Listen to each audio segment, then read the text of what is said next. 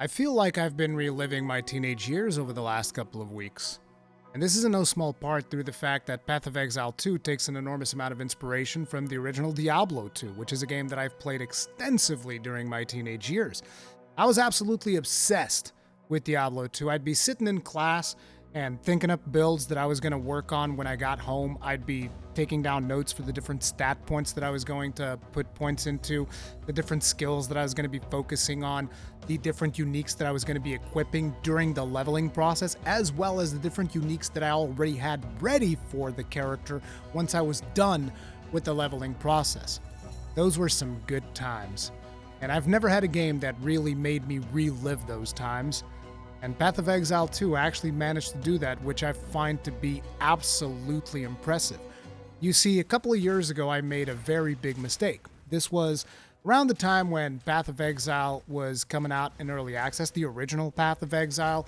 There was a choice that I had to make. I had to choose, do I want to focus on learning this game, Path of Exile, or do I want to focus on learning this shinier new game that is also connected to this other game that I've played for years and obsessed over, Diablo 3. And when the time came to make that choice, I chose to focus on Diablo 3. I'm usually the type of guy that I like to focus on one game and I like to go super hard, as you guys are no doubt aware by now. And yeah, I focused on Diablo 3.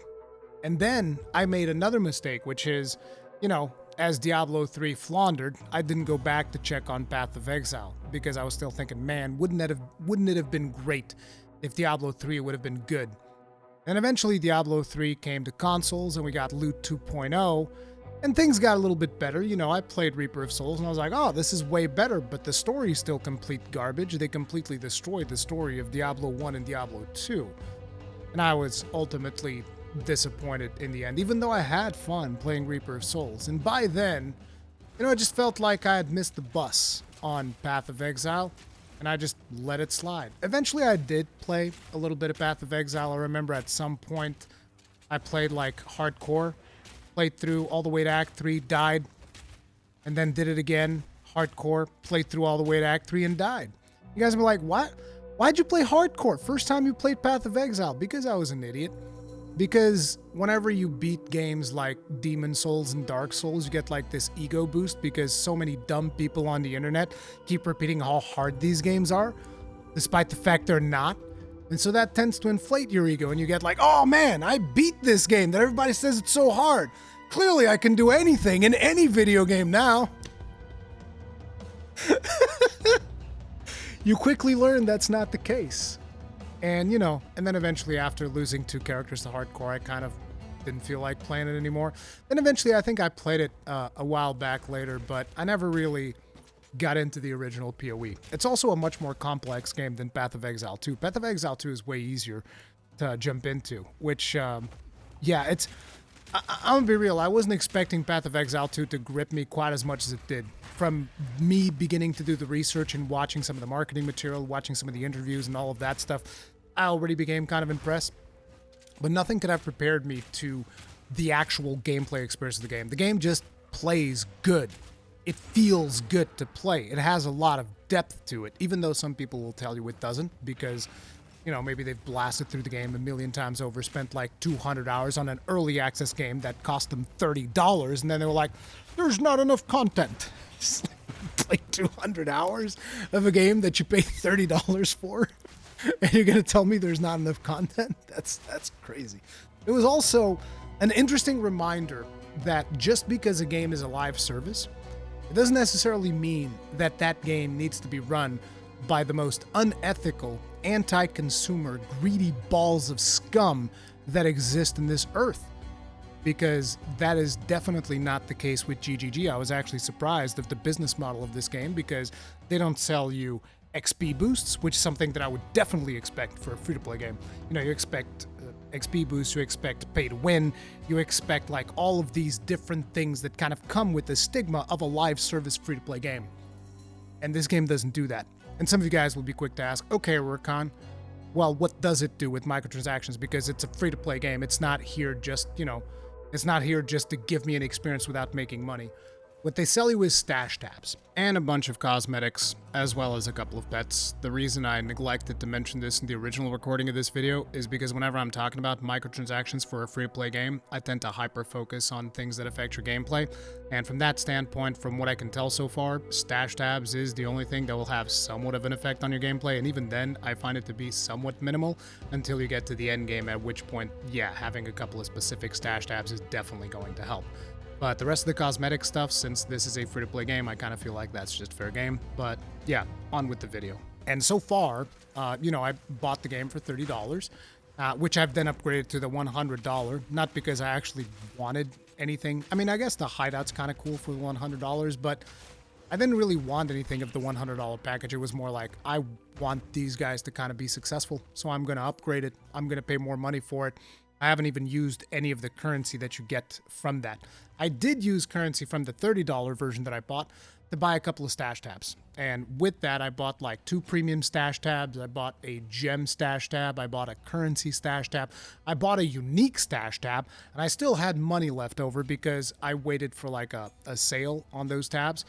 And I feel like I have more inventory space than I'll ever need. And I'm quite happy to purchase more stash space, like for the maps thing that they're going to put in later and all of that stuff, because I've gotten over 200 hours of enjoyment out of this game so far, and I feel like I've barely scratched the surface, which is quite impressive. Now, I know that if you're a Path of Exile veteran, likely you were able to get to the end game way faster than I did, but it felt very good to go on a journey of discovery, which is something that nowadays a lot of games, by the time they come out, they're kind of like solved. And so I kind of avoided a lot of content from people and stuff like that to actually experience that journey of discovery and experiment with my build and really try and figure things out. And it felt fantastic because you always hear from people that if you want to play Path of Exile, you need to be following a build guide to the letter. You need to be doing it like this. Otherwise, you're going to have a bad time. And so far, I've played 2 different characters, which I've taken all the way to endgame. And these builds were completely just made by me. I didn't look at any guides or anything like that.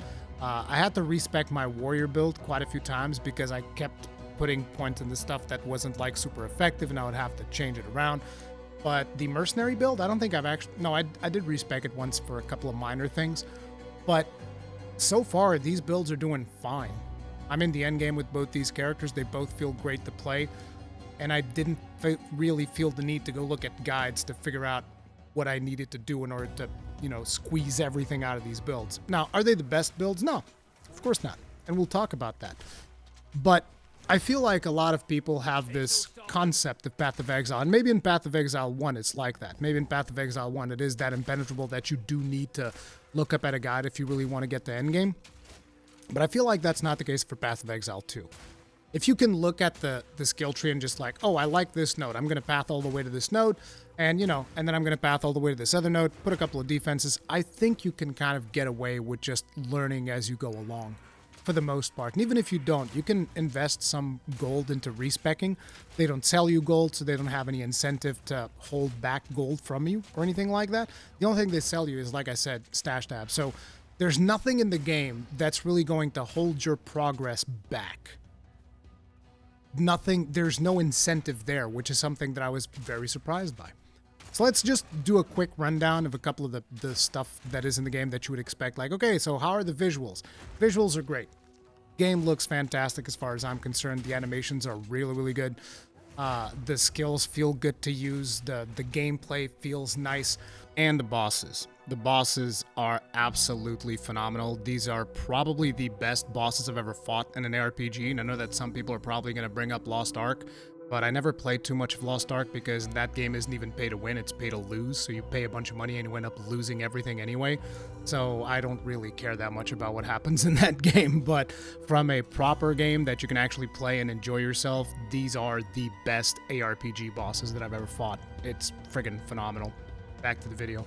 The sound is phenomenal, but most importantly even is the music. The music, I absolutely love this soundtrack. The soundtrack just sounds really, really good.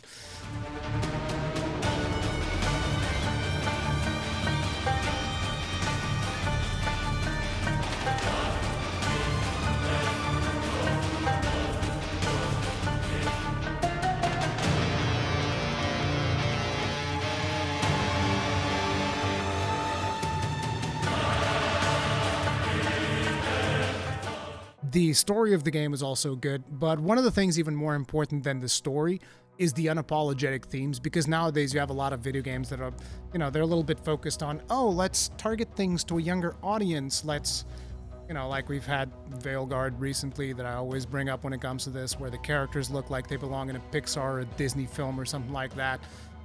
And even the conversations that they have just are not that interesting and all of that stuff. And in this game, it's just like, oh no, you get the certain points and you're going to see some real goddamn grit. And it feels good to see developers actually working on something that they're passionate for and not holding back. That is cool. Another really cool aspect of it is the build crafting of the game. Like I've said, there's so much depth when it comes to building your character that it just feels good to experiment. Like the reason why my main character right now is a warrior with totems, which is something that I never even considered, is simply because when I was playing my mercenary, I put in a totem skill just to test it out. And I was like, oh, these totems actually sound like they look fun. Like I want to make a warrior that just does this totem thing. I want to see how that works out.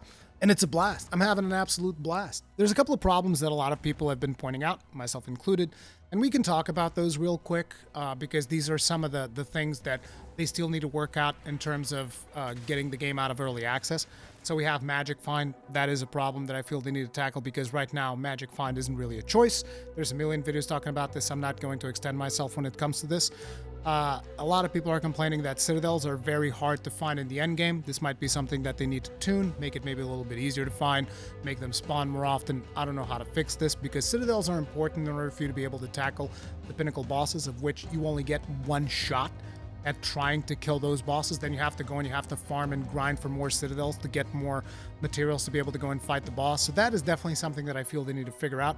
A lot of people are complaining about on-death effects, and I was like, when I was playing my mercenary, I was like, I don't know what these guys are talking about. You just wait, and it's fine. And then you wait until the monster explodes, then you go in and you get the loot. Now that I'm playing my warrior, I'm like, nah, screw that. They need to get rid of these on-death effects, man. I've died so much with warrior to on-death effects. Yeah, it's a different experience. The general overall endgame balance needs some tweaks. Obviously, that's why it's an early access. You can't really QA test this type of experience without putting it up at scale because of the complexity of these characters, the complexity of the passive skill tree, the complexity of the different interactions that you have between the different skills that you can put in and the support skills. Things can get very unpredictable, and the only way to really test it is at scale, which is why I think I don't know if this game could have been released without it being in early access, because it was going to be one buggy, broken mess, straight up. So yeah, they need to figure out some of this endgame balancing, and they also need to figure out the speed and pacing. What do they want to do? Because this is actually something that I have some feedback on, which is from the beginning of the campaign, when you're starting the game, that's when the game felt at its best to me. And then as I got to Cruel, that's when I started feeling the game not being as interesting. Still having a ton of fun, don't get me wrong, but I much preferred the pacing that I had in the first 3 acts because the game speed ramps up really, really fast. So in the beginning, the game is more methodical, slower, feels great to play for me personally. And then by the time you start reaching to the end game, it starts getting much closer to PoE 2 where you're just like zooming across maps, destroying everything. And some classes are able to do it faster than others. This is one of the reasons why I haven't been looking up too many things, because I want to keep up that joy of discovery with the classes that I have played. And that, when I see a monk clearing up like 10 screens at once with one skill, I'm just like, yeah, I'm actually glad I'm not playing that class. Sure, can you get giga amounts of loot and you can get all of the, all the joy, the quick dopamine hits of deleting the whole map and burning through the whole game in seconds. But that's broken, right? So it's like, I would rather keep struggling with the builds that I have because it feels more rewarding. And so I wanted to tell you guys a little bit more about the journey that I've taken so far, because like I said, I played through it without any guides. Now, the first thing that I wanted to choose was when I was looking at the Ascendancies, when they released the Ascendancy nodes and stuff, because they released that in a forum post. And I was looking at it, and my thought process was, okay, there's 2 Ascendancies that really stand out here for me. we got the Witch Hunter, and this is because at one point when they described the crossbow, they used the words grenade launcher. It doesn't take much to sell me on things. If you use grenade launcher to describe a crossbow, yeah, I'm kind of sold straight up at that point. So the Witch Hunter sounded like it was going to be really fun. And then the other class was the Titan, because big bonk. Big bonk is always fun, right?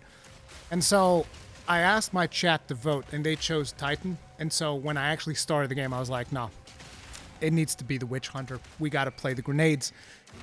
So I played a Witch Hunter, and I didn't really think too much about which league I was going to be playing on. So I was just like, okay, I know that I don't want to do hardcore like I did last time because, you know, we had that experience, died twice, third act, stopped playing the game.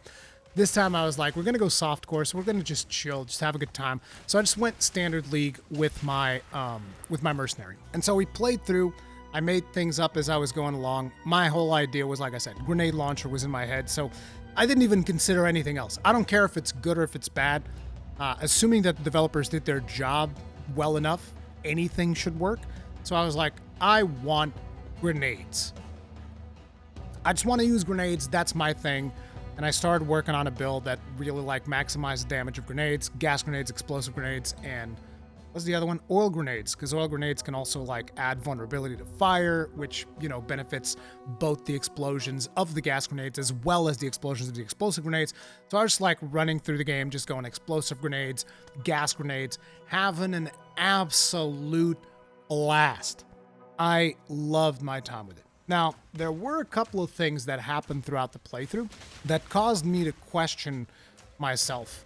And what those things were is, as I was going through Act 2, obviously I streamed the whole experience, there was somebody in my audience, XTitty, who said, hey, I have this crossbow that I found, which is kind of perfect for you because it is a bombard crossbow. Now, the bombard crossbow is a crossbow that fires an extra grenade. So whenever I shoot a grenade, it shoots out another one. And because I was already using something that was already multiplying my grenades, and then I even had nodes in my tree that added another grenade to it, and then you would have the crossbow that added yet another. It's like every time I would fire explosive grenades, it'd be 5 or 6 grenades. I forget how many there were because I'm not playing that character right. And so it was great. I was like, oh man, my grenades are firing off. This is the time of my life. So he gave me this crossbow. And the thing about the crossbow is it had plus 100% enhanced physical damage. So it comes already with a beefy damage bonus. And so I grab the crossbow and I slam it, which for those who don't know what it is, you put this regal orb onto the bow and it transforms the bow into a rare, which is a crafting system of the game. I kid you not, I got plus 3 projectile skills. I was like, oh my god, so now all my grenades deal even more damage. And so I pick up this crossbow and I'm just zooming through. We go through Cruel, no problems, boom, boom, boom, boom, destroy everything. And then I get to Act 3 Cruel and I'm thinking to myself, it's time to upgrade my bow. I haven't really done any trading, so let's see if I can figure out how trading works in this game. And so I go to the trading website, and they have this specific trading website that operates almost like an auction house of sorts, where you see the prices, and it doesn't really use gold, it uses a different currency in-game. And so I find this one crossbow that only requires an exalted orb, and I was like, oh, this looks really good. It's basically very similar to the crossbow that I have now, but it just has more damage. That's it. It does pretty much everything that my crossbow does right now, but it just has more damage. And it only costs 1 exalt, and I have I don't know, 6, 7 of them at this point in time. And I was like, huh, interesting. And so I go through the website, and the website even has it's super streamlined. I love the way that they've done the trading system, where you're just you hit a button, it whispers the person in-game automatically, tells that person which item you want. And by the way, I've done some trades since then, so I know how this works.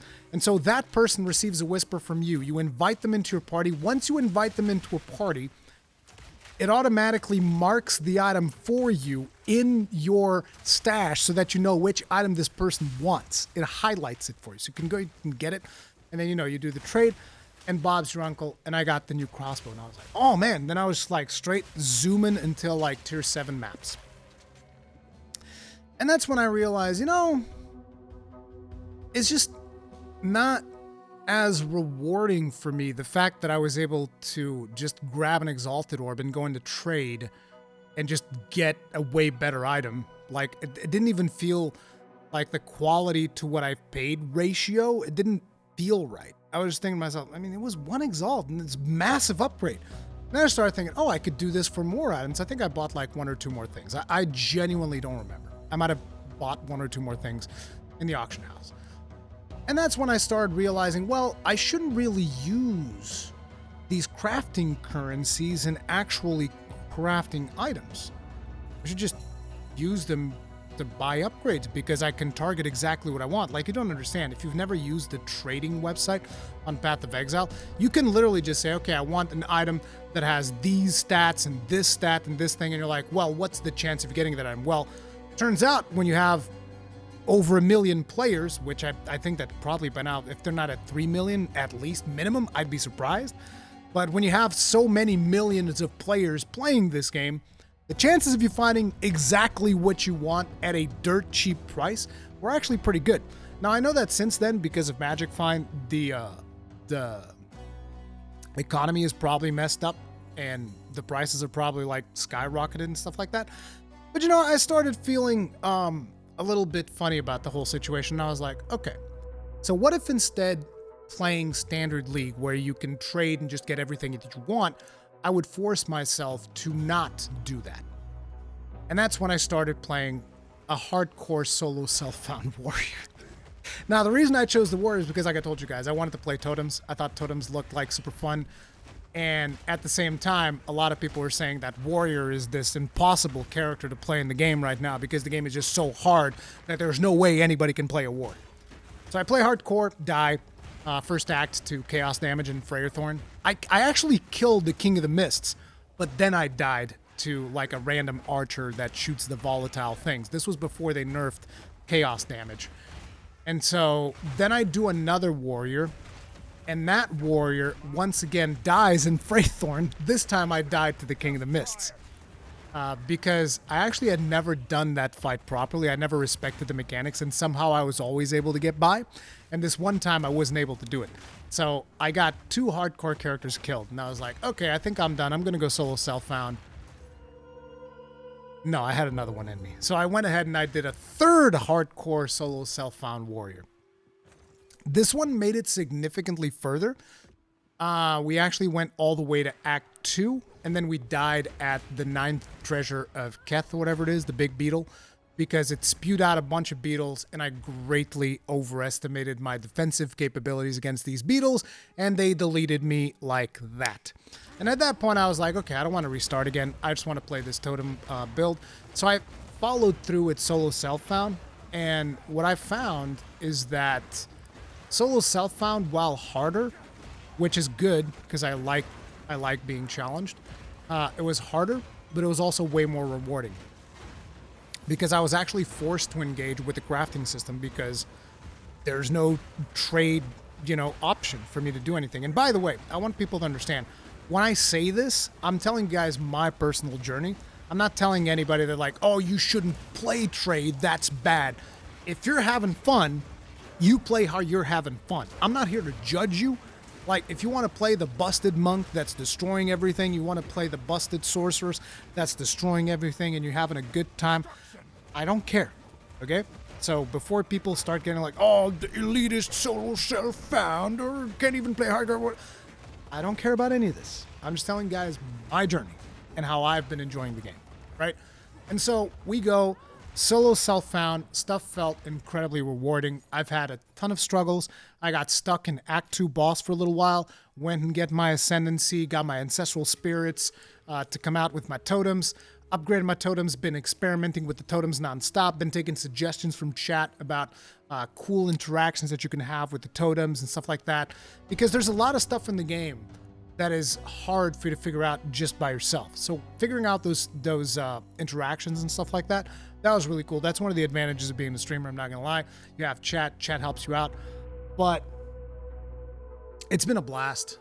It's just been an absolute blast. I'm currently, I think, like tier 4 maps, give or take. I can probably do higher maps. I just haven't gotten those to drop yet, which also, I feel like they fixed the drop rate on Waystones, because Waystones simply did not drop when I first got to the end game with my mercenary. It was miserable. And people were like, oh, you have the wrong atlas. Then I'd show them my atlas tree, and they were like, oh, never mind. You have the right atlas tree. You're just unlucky. Yeah, I know. I could tell. But yeah, I've been playing my warrior now, and it's just been a dream. This game, I'm addicted to it. I love it. And again, like I said at the start, there are problems.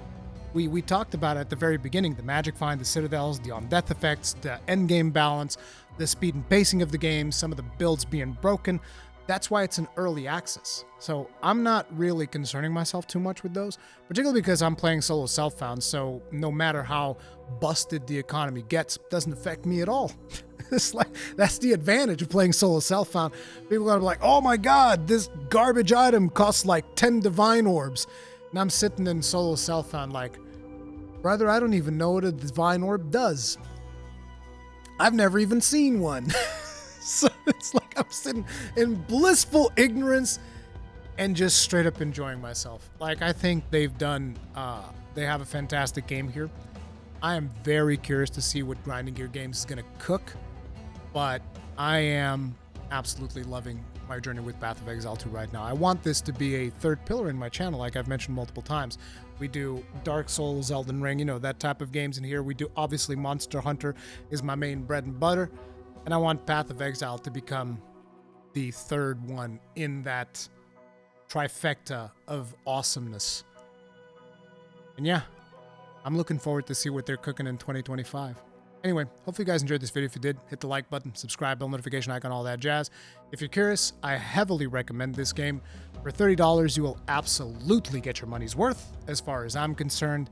And yeah, thank you for watching. Peace out.